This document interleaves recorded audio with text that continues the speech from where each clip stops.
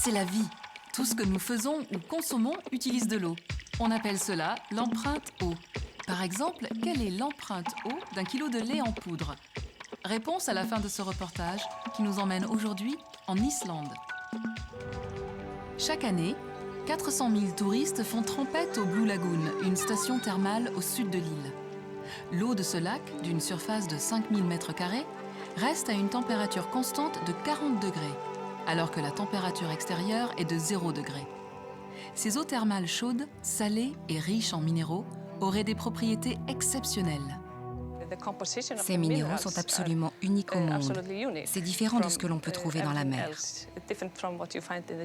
Nous avons le silicate qui a des effets bénéfiques pour la peau. Nous avons différents types d'algues et de bactéries dont on étudie les effets.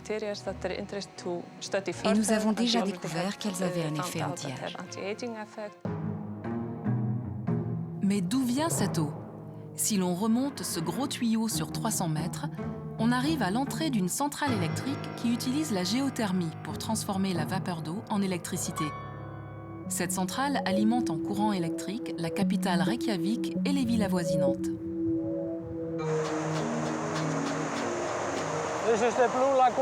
Voici l'eau du Blue Lagoon qui sort juste de la centrale.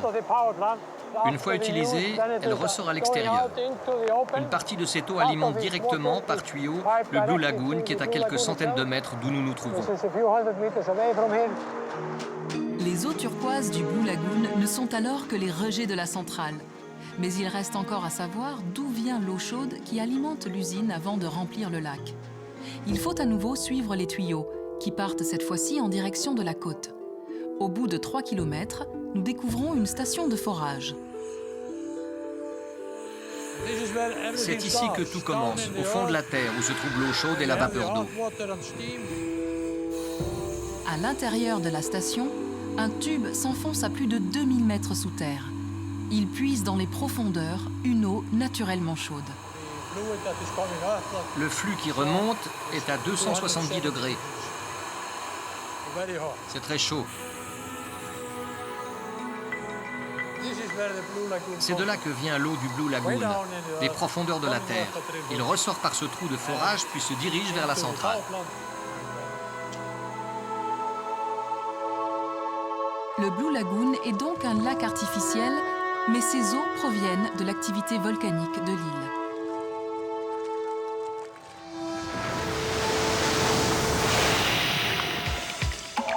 C'est tout pour aujourd'hui. Et pour répondre à notre question, 5000 litres d'eau sont nécessaires pour produire 1 kg de lait en poudre.